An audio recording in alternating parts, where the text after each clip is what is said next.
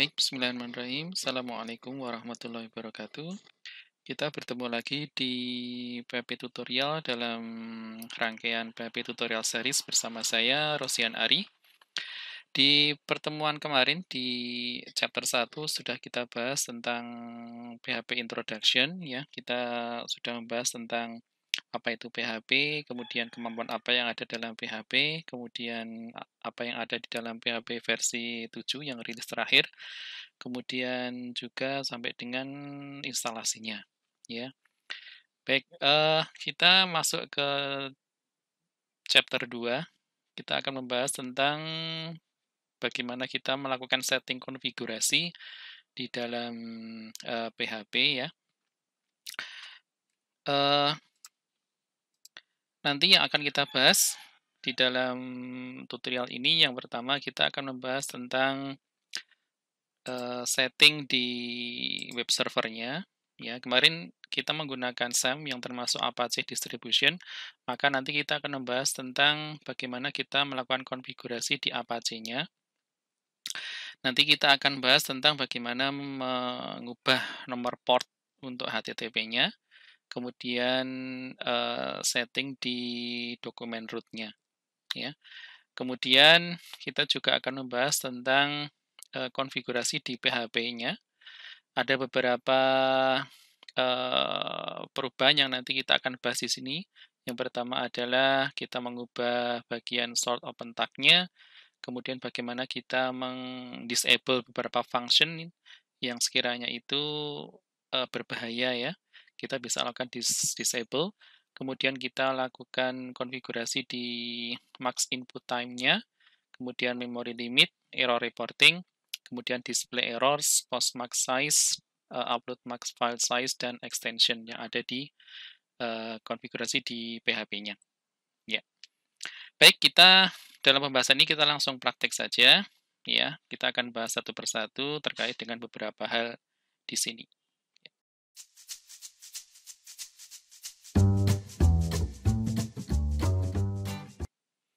Baik, kita lanjutkan. Kita langsung praktek ke bagian pertama, yaitu bagaimana kita mengubah atau mengatur setting pada bagian nomor port yang ada di HTTP, di web server kita, yaitu Apache.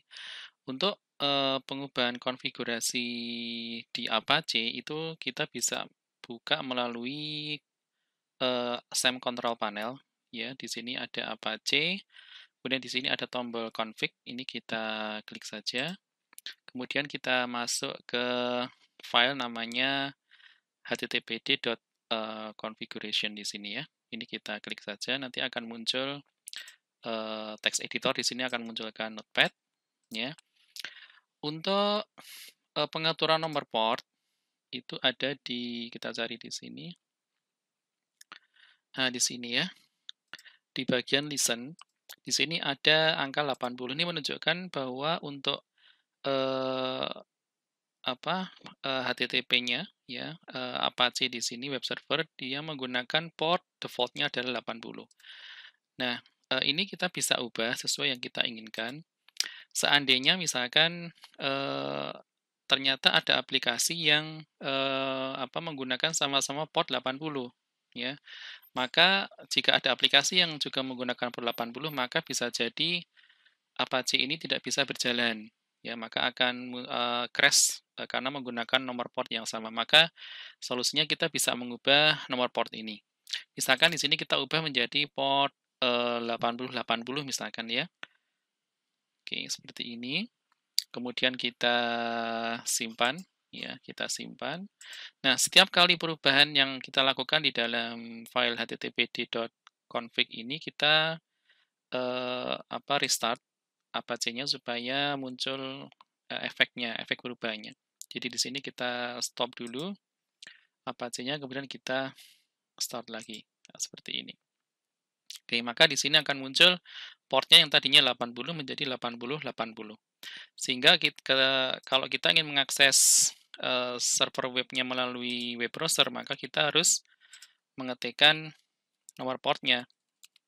Jadi localhost seperti inilah, /2 80 80 seperti ini.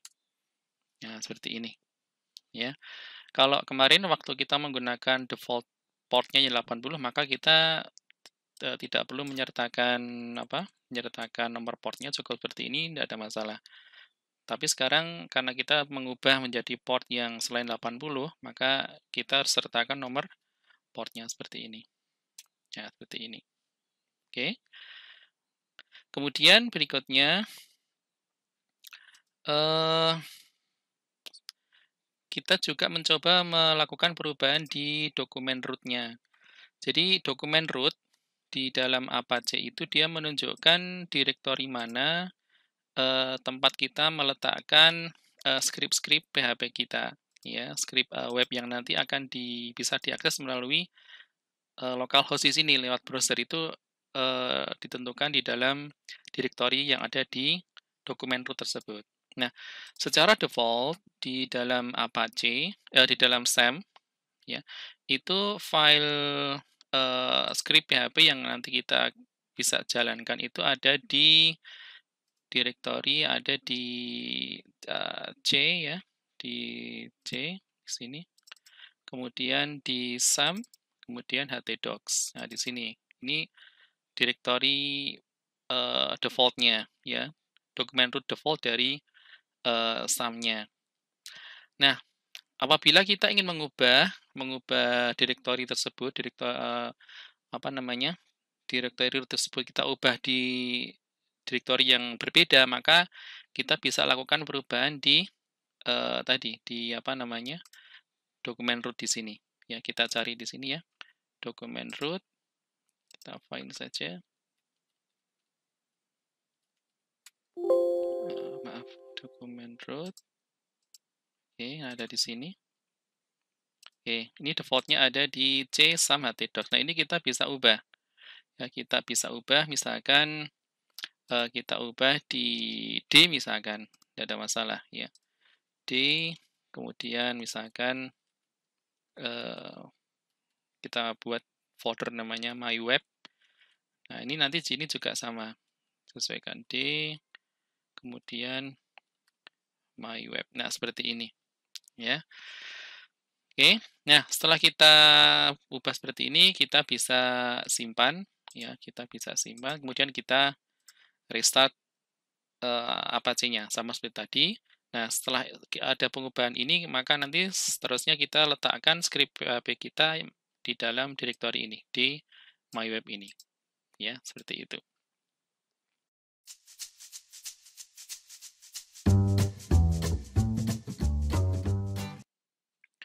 Baik, selanjutnya kita akan mencoba melakukan konfigurasi di PHP-nya sekarang ya. Kalau tadi di Apache-nya, sekarang kita coba lakukan modifikasi konfigurasi di PHP-nya. Nah, untuk perubahan konfigurasi atau melakukan setting konfigurasi di PHP, di sini kita aksesnya lewat sini ya, config, kemudian di file php.ini.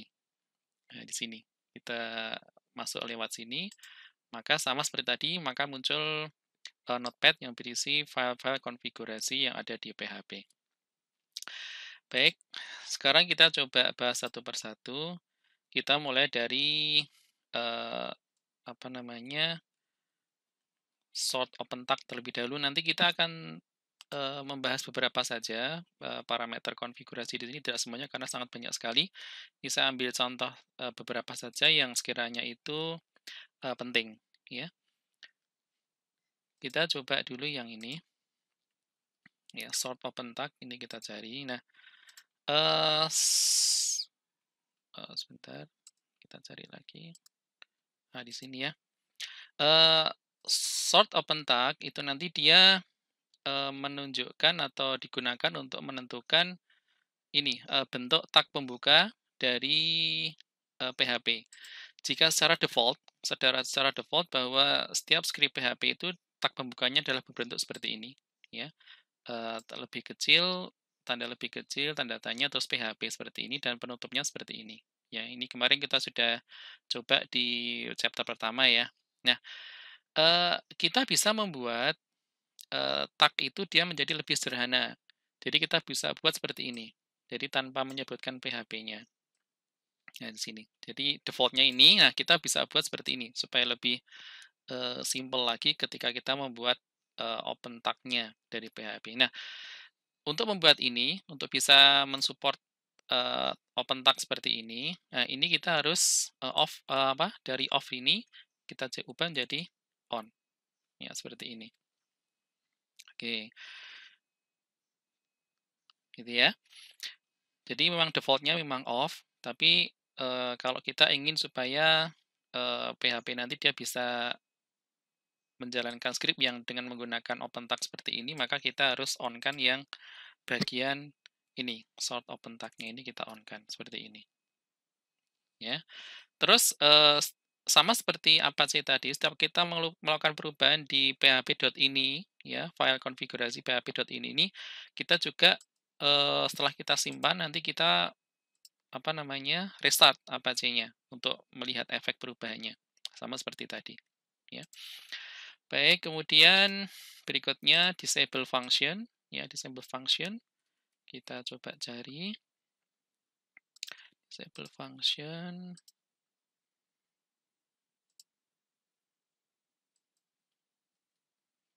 Ya. Nah, di sini. Nah, disable function itu nanti kita bisa isi nama-nama fungsi bawaan dari PHP yang sekiranya kita ingin block, ya, kita ingin supaya dinonaktifkan atau didisablekan, ya. Sebagai contoh misalkan kita mencoba mendisablekan fungsi misalkan explode misalkan ya.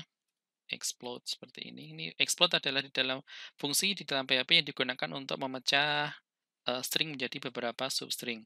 Ya, seperti ini ya misalkan ya. Ini kita simpan. Oke. Terus kita coba restart. Oke. Terus kita coba membuat script yang menggunakan function itu tadi. Kita simpan di ini, saya kembalikan ke ini ya, ke mana? Ke htdocs ya. Misalkan ini nama filenya adalah coba.php. Oke, di dalamnya di sini saya mencoba membuat perintah ini. Baca explode. Ya, misalkan seperti ini.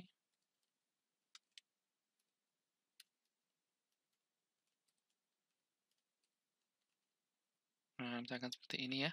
Di sini di dalam script ini ada function namanya explode. Nah, tadi kita sudah mendisable function explode ini, ya, kita simpan. Sekarang kita coba akses di browser. Namanya tadi adalah coba. Ya, di sini muncul warning explode ya has been disabled for security reasons. Berarti di sini fungsi ini sudah di disable seperti itu. Ya.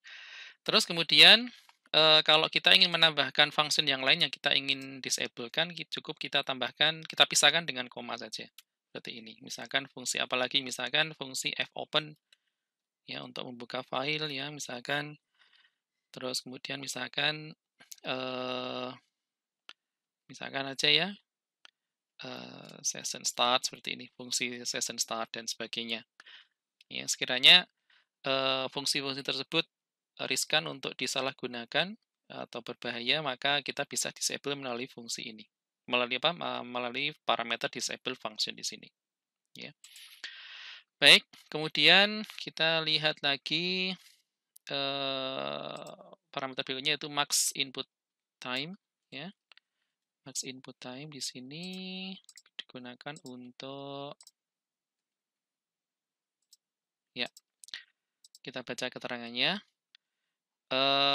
Max input time itu adalah jumlah waktu maksimum ya yang diperlukan oleh setiap script PHP yang akan digunakan untuk proses parsing dari request data. Jadi semacam limit waktu yang diperlukan untuk memproses sebuah script seperti itu. Nah, di sini default-nya adalah 60 detik.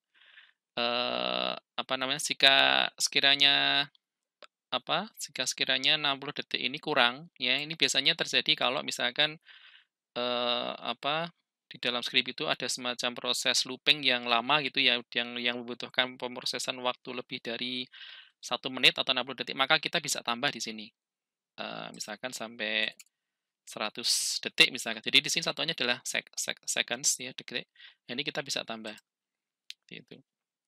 Atau mungkin bisa 1 jam misalkan berarti 3.600 detik dan sebagainya ya. Oke, tapi memang defaultnya adalah 60.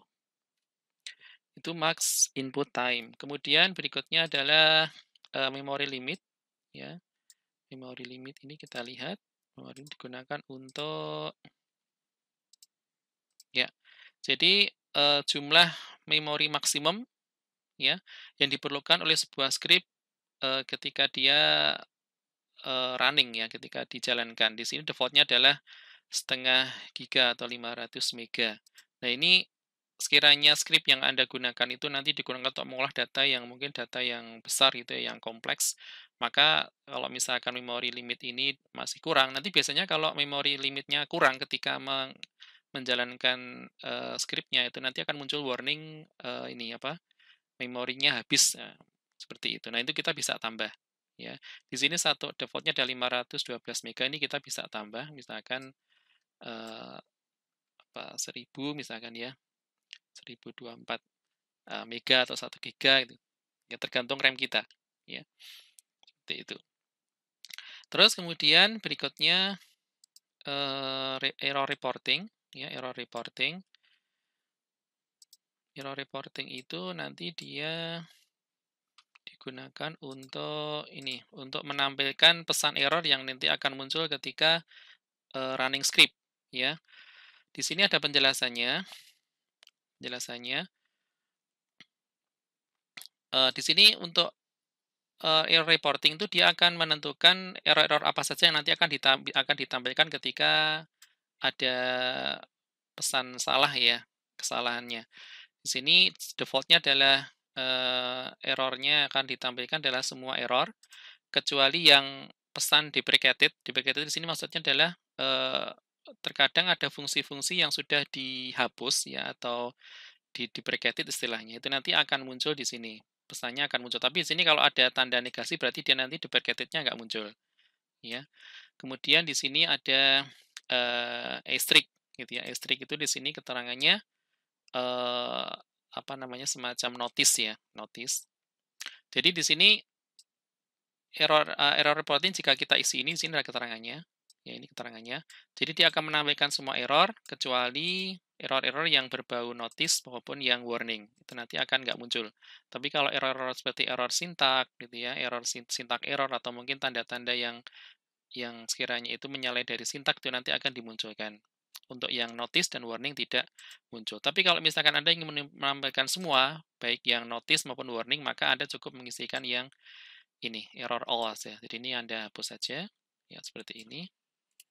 Nah, seperti ini, kemudian nanti Anda simpan dan di restart Apache-nya. Seperti itu. Cuma di sini ada saran ya, ada saran bahwa ketika di dalam proses development, jadi ketika Anda menggunakan atau dalam proses pengembangan perangkat lunak ya, atau proses development-nya itu disarankan menggunakan all saja errornya supaya semua jenis error dapat muncul sehingga Anda bisa melakukan debug di situ. Debugging-nya bisa Anda lakukan. Tapi ketika sudah production, sudah jadi dan memasuki proses deployment, maka sebaiknya Anda gunakan yang ini ya. Ini hanya saran saja. Menggunakan yang menjadi default tadi. Seperti itu. Itu yang error reporting. Kemudian display error ya, display error itu sini kita baca ya keterangannya. Display error. Nah, display error itu nanti dia menentukan apakah error itu dimunculkan atau tidak ya. Untuk ketika proses development itu nanti disarankan pakai on supaya nanti kita bisa melihat errornya apa kalau misalkan ada error yang muncul, jadi kita bisa lakukan debugging. Tapi kalau di dalam proses production, kita sudah deploy dalam sistem yang sudah jadi, maka kita sebaiknya off-kan saja. Ya, kalau ini ada errornya maka ya muncul error seperti ini muncul. Tapi kalau misalkan ini kita off-kan, maka nanti errornya tidak muncul sama sekali. Ya, ini misalkan kita off-kan, kita simpan ya, kita simpan dan kita restart. Oke. Nah, ini kita coba refresh. Nah, errornya hilang, dia nggak muncul sama sekali karena dia di off-kan, ya, seperti itu. Kemudian berikutnya adalah post max size, ya. Ini digunakan untuk, kita lihat, ya. Post max size itu adalah ukuran maksimum dari data yang dikirim lewat metode post. Post itu biasanya dikirim lewat form biasanya, ya, yang nanti akan diproses oleh PHP. Jadi ukuran maksimum data yang nanti bisa dikirim lewat form, yang disubmit lewat form itu dibatasi, misalkan maksimumnya adalah 40 mega. Ya, ini biasanya untuk keperluan upload file seperti itu. Nah, itu kalau misalkan 40 mega ini secara default dia kurang, maka kita bisa tambah. Ya. Terus kemudian berikutnya adalah upload max file size. Ini terkait dengan yang post max size tadi. Ini juga terkait ketika upload file ya. Kalau yang tadi itu jumlah data, ukuran data yang bisa diolah oleh PHP 40 mega, maka di sini ukuran file yang bisa di-upload ke dalam server ya. Ini juga 40 mega. Ini kita bisa tambah kalau seandainya file yang di-upload itu lebih dari ini, maka kita bisa tambahkan. Kemudian yang terakhir adalah extension. Nah, extension ini terkait dengan library yang nanti akan diaktifkan di dalam PHP-nya, ya. Jadi semacam apa ya, library tambahan ya, library tambahan. Dan di sini ada contohnya misalkan ini. Nah, di sini ada banyak sekali library-library atau extension yang ada di dalam PHP yang kita bisa tentukan aktif atau tidaknya. Kalau misalkan dia nonaktif, biasanya nanti di sini ditambahkan tanda semikolon atau titik koma di depannya, itu berarti dia tidak aktif atau off ya, dia mati. Tapi kalau dia dihilangkan tanda semikolonnya, maka dia running, bisa jalan. Contohnya misalkan ini ada GD2 ini ya. Ini untuk grafik dia bisa ya. Kemudian untuk curl ya, curl dia juga bisa di sini. Kemudian ada MySQLi, ini untuk keperluan koneksi ke database MySQL, di sini sudah aktif ya, dan sebagainya. Ya, ODBC gitu ya. ODBC di sini dia off. Nah, kalau kita ingin bisa on kan, ini kita hilangkan saja tanda semikolonnya. Oke, ini untuk PostgreSQL ya, untuk bisa koneksi ke PostgreSQL di sini defaultnya adalah off. Nah, ini kita bisa hilangkan tanda semikolonnya kalau kita ingin menggunakan extension ini, seperti itu ya. Nah, untuk bisa melihat secara umum, atau ini kan kita masih melihat basisnya teks seperti ini ya. Nah, ini kalau misalkan kita ingin melihat secara umum konfigurasi yang ada dalam PHP, itu kita bisa membuat script namanya ini. Dengan perintah namanya php info seperti ini. Ya. Oke, seperti ini. php info. Nah, terus ini kita jalankan di sini.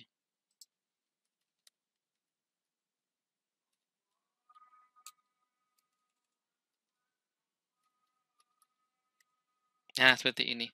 Ini akan muncul muncul konfigurasi yang ada di dalam PHP yang tadi merupakan rangkuman dari apa yang ada di dalam file php.ini itu. Jadi meliputi versi PHP-nya, kemudian sistem operasinya apa gitu ya, kemudian PHP itu dikompil melalui menggunakan compiler apa, kemudian di sini letak file php.ini itu di mana gitu ya. Terus kemudian di sini ada konfigurasinya yang sudah dia mengambil data dari sini tadi. Ya. Oke. Ya, kita bisa lihat di sini.